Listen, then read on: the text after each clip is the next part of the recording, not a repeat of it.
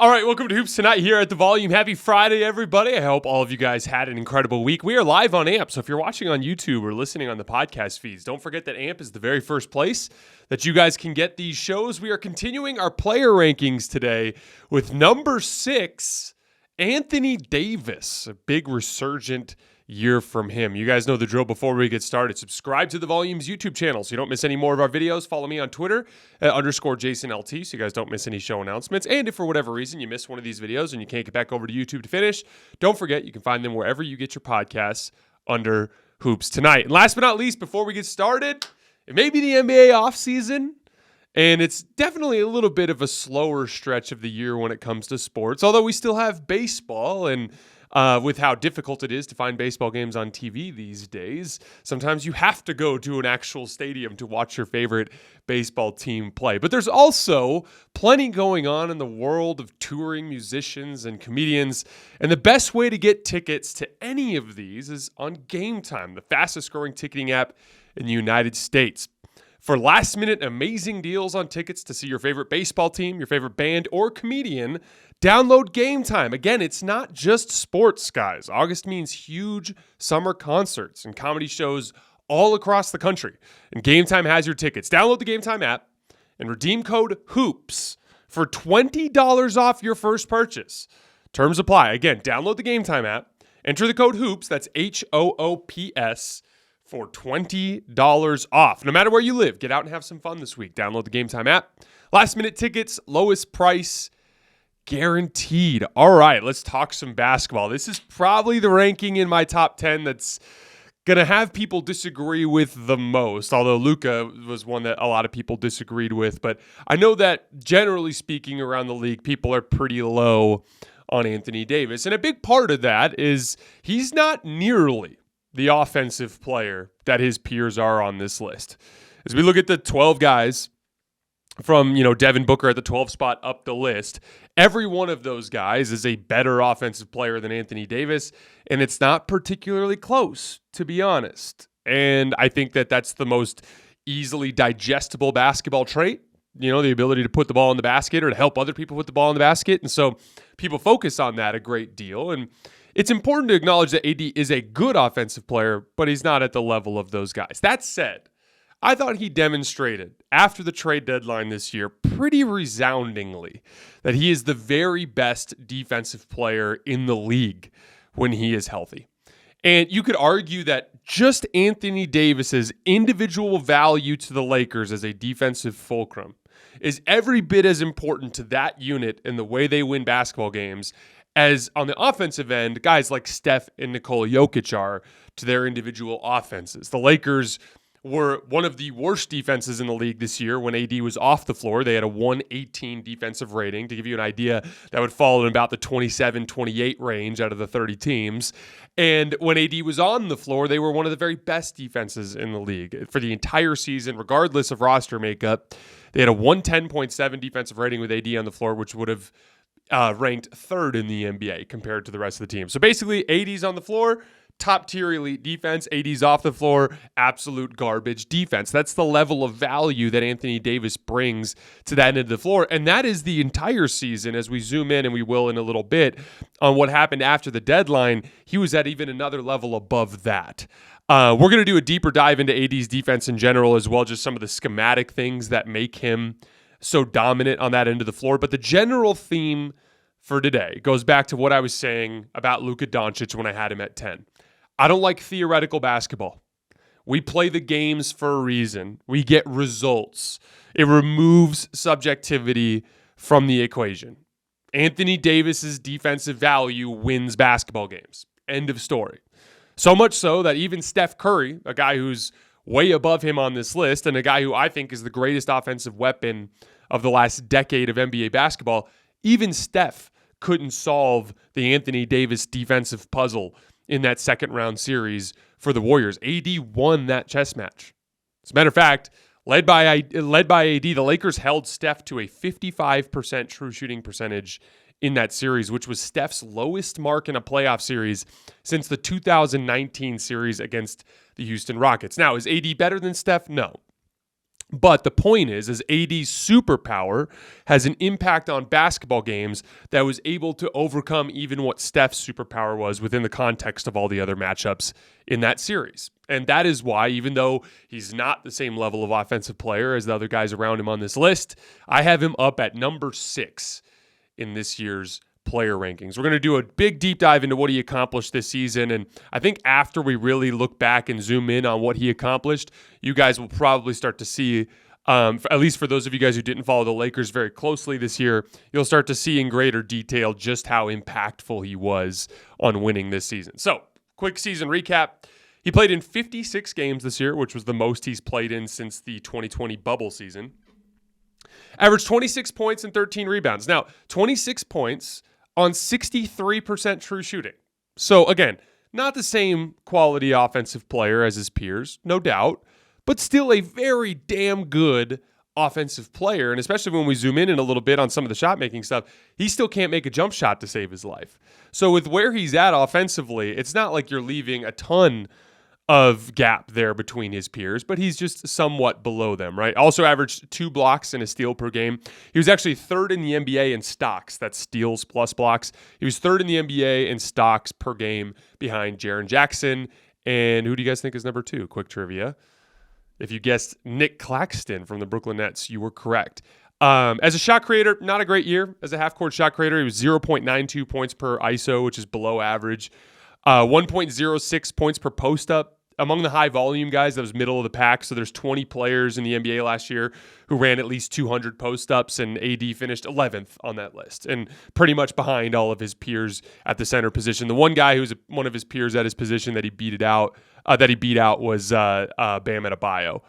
Shot making was the biggest issue. Shot just 35% on jump shots, 39% when you weighted that for threes, so 39% effective field goal percentage, just 36% on pull-up jump shots, all from the mid-range. So every single time you saw Anthony Davis take some sort of dribble step back or turnaround jump shot or something like that out of the post, anytime he took a shot like that, it had about a 2 out of 3 chance of missing. And so if it felt like that when you were watching the Lakers, you were right in the sense that that was what the percentage landed out at. As a matter of fact, his jumper was a big issue, particularly in spot-up situations. When he was unguarded, he shot just 31% on jump shots. So it's starting to look more and more like the bubble was a big outlier for Anthony Davis. He had to give you an idea, in the bubble, he had a 59% effective field goal percentage on catch and shoot jump shots and a 45% effective field goal percentage on pull-up jumpers. So just not the same type of shot maker really at any point of his career outside of the bubble. There was definitely like that 35% or 39% effective field goal percentage overall on jump shots.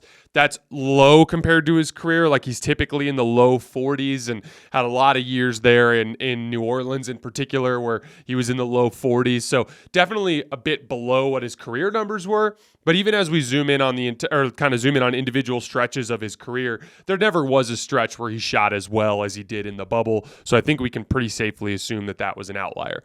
He shot 51% on floaters this year. That's good, not great. It's good compared to guards who are taking floaters over the top of shot blockers and stuff. But for Anthony Davis, with the quality of looks he gets with those little pop shots in the paint, that's actually pretty low and way below where his peers at the position are. As a matter of fact, Nikola Jokic was almost 70% on floaters this year. It goes to show you the difference between those two guys and their touch. AD was 61% on hooks, which is very good. As a matter of fact, I'd say that's great. I mean, Jokic has him beat by about 5% there, but again, Jokic has the best touch in the league. I'd like to see AD get the floaters up to about 60% as well. I just think that's such an important shot for him to be able to demonstrate that he could score over the top of the defense. He is incredible at the rim, though. 5.6 makes per game in the restricted area, trailing just Giannis at 1, Zion at 2, and his teammate LeBron James at 3. So he's the 4th best rim attacking player in the league. He was 76% in the restricted area on shot attempts, which is higher than any of those 3 guys that are above him. So, like, it's one of those things where he has all of the tools to be that top-tier offensive player. Does a really good job scoring in all of the advantage-created situations, right? But when it's time for him to create for himself, that touch over the top, particularly with his floater and his jump shot, is the problem. If he improves that, if he gets his pull-up jumper that mid-range pull-up up in like where he's consistently making in the low 40s instead of in the mid-30s. That would help a ton, and get that floater up to 60%. I think if he got to there, all of his individual creation numbers would go up considerably. Not to mention that would open up things a lot for him to start attacking the rim even more than he does. Anthony Davis is a deadly roll man. And the Lakers used him a lot as a roll man, especially with all of the guards that they have that could run pick and roll.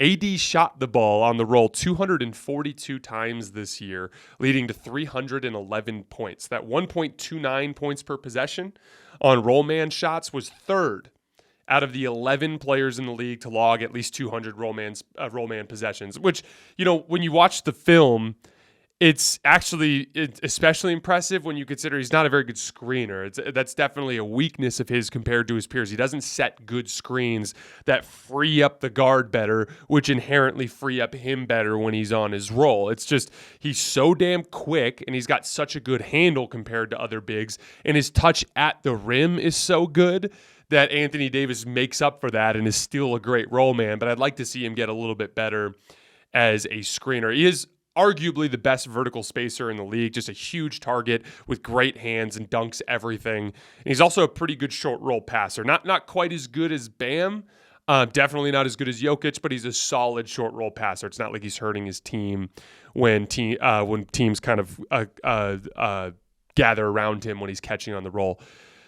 It was generally an up and down season. Started the year really rough. He in the 2-10 stretch for the Lakers to start the year, he did not score 30 points a single time. He averaged just 23 and 11 during that stretch, which was just not good enough. But then he hit the Jets for a month and was just absolutely unbelievable. If you take out the game that he got hurt against the Nuggets when he hurt his foot, if you take that game out because he left early, and then there was a game where he left early in Cleveland too, sick, where he played just a few minutes and then left because he wasn't feeling well. If you take those two games out, there was a 12-game span there over the course of that month where he scored 30-plus in 9 of the 12 games. He averaged 35 and 15 in that 12-game stretch. The Lakers went 8-4 in that span, and again, that was before the trade deadline when the reinforcements came. The peak of the run was a road game in Milwaukee where he dropped 44, going blow for blow with Giannis Antetokounmpo in a win. And then he followed that up 2 nights later in Washington, dropping 55 on the Wizards in a win. But then he suffers the foot stress injury against the Nuggets. Huge bummer because, for years, Laker fans were just praying that AD would be able to get back to the level he was at in the bubble, and he kind of was at that level during that 12-game stretch. Again, 35 and 15 is like MVP of the league level production that he was putting out there before the injury, but then it was like, man, here we go again. And he ended up missing 20 games, and as you guys remember, LeBron really carried the team over that stretch. And then AD comes back, and then LeBron gets hurt, probably related to the workload he had to put in at that point in time. But at that point, it became Anthony Davis's job to basically do what LeBron did and carry the team, and he did that and then some. Anthony Davis, after coming back from the foot stress reaction, I should say, missed just 3 games the entire rest of the season. And all of them were back-to-backs when he was forced to miss by the medical staff. He averaged 25 and 13 overall in that stretch. There was a 16-game stretch from February 26th to April 2nd where he averaged 29 and 13 on 59% shooting. So not quite the level he was at before the foot injury offensively, but still really, really good. But most importantly, this was the stretch post-trade deadline where Anthony Davis went up a level on defense, and it completely reestablished the Lakers as one of the very best defensive teams in the league. Over the course of the final 26 games of the season, which is the stretch that represents every game the Lakers played after their trade reinforcements actually were in jerseys, the Lakers were second in the NBA in defensive rating over that span. They took that pick and roll identity that they had where it's like LeBron James, D'Angelo Russell, Austin Reeves, and Dennis Schroeder just running a ton of pick and roll with Anthony Davis as the fulcrum on the offensive end. And then they added this incredible defensive identity that they really haven't had since the 2021 season. And suddenly they became one of the better two-way teams in the league. They finished the league, that stretch of the season going 18-8 and getting all the way back to being in the playoff picture and having a legitimate path in front of them to make a playoff run. And AD, again, this is not 2020. in 2020, LeBron was still running the show. I don't think people remember, especially LeBron fans in particular, because they just insist on saying he's the best in the world all the time. I don't think people realize how big of a drop-off there's been since 2020.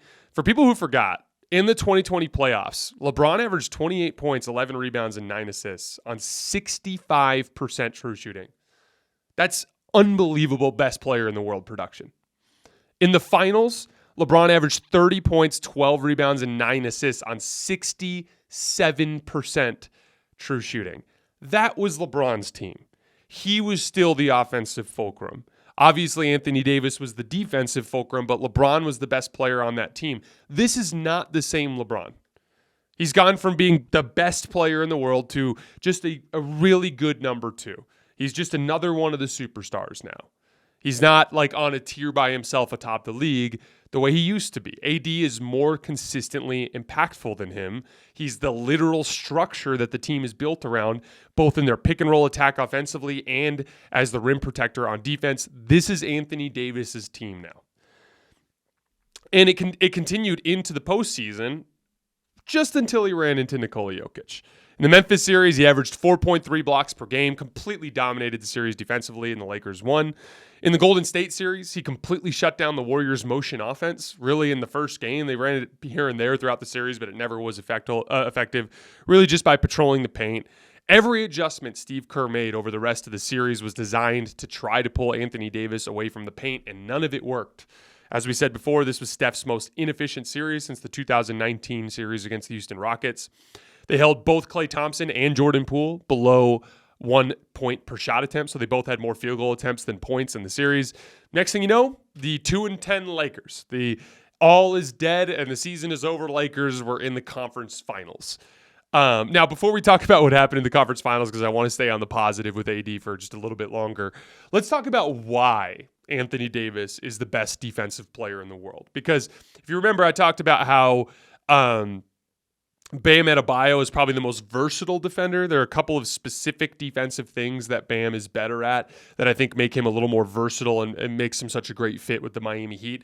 But in terms of the ultimate top-tier ceiling defensively, I don't think anybody can reach Anthony Davis's level. Even Giannis, who I thought was the best defensive player in the world during that stretch when Anthony Davis was hurt all of the time. And it really hinges on 3 core skills that make Anthony Davis the best drop coverage big in the world. Number 1, he's excellent at getting up to the level of the screen, but also getting back to the rim after his guard recovers. Now, remember, in the NBA right now, all of these guards are insane pull-up jump shooters, right? So you can no longer run a traditional drop coverage where you back all the way back to the rim and let the guy just kind of drive into you, because he's not going to drive into you. He's going to rise up and take a jump shot. So a lot of people refer to this as the yo-yo. It's the job of the big to get up to the level of the screen, to dissuade the pull-up jump shot, recover back to the paint.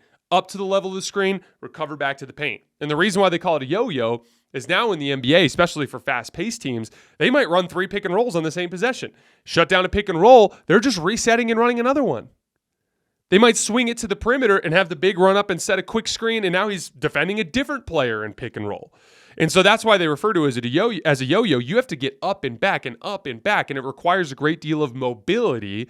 And with AD's combination of mobility and just outrageous length, he's one of the best in the world at getting up and back in that yo-yo to dissuade the pull-up shot and to get back to the rim. Second, when he's up at the level of the screen, he's got super active hands. Now, the game that I think best describes this skill is Game 3 of the Warriors series this year. So if you guys remember, they run a lot of pick and roll in Game 2. The Lakers bring a pretty poor defensive effort. They get killed. In Game 3, if you watch that game, look at how many times Anthony Davis got deflections up at the screen. Because when AD's up, Steph's trying to get rid of it to the roll man, or if they're tagging the roller, to the weak side, right?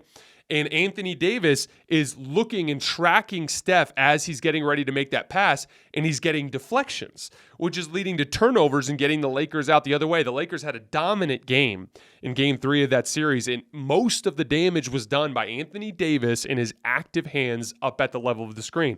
Again, if you're up there and you don't have active hands, that's actually the worst place you can be, because if the pass gets through, it's a 4-on-3 now, and you're at the top of the key, and you're not in a position where you can help defensively. But if you have active hands and you dissuade the pass, hell, if you get him to pick up his dribble, then you get to recover.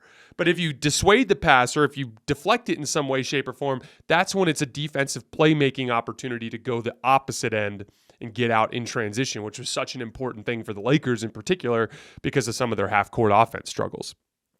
But those are the first two things: getting to the level of the screen, super active hands at the level, and then lastly, when he's at the rim, there's nobody in the league that is better at blocking and changing shots. So when you put those three traits together, it makes Anthony Davis the best drop coverage big in the league, one of the few bigs that can consistently run drop coverage in the NBA playoffs without getting killed. Again, drop coverage used to be suicide against Steph Curry.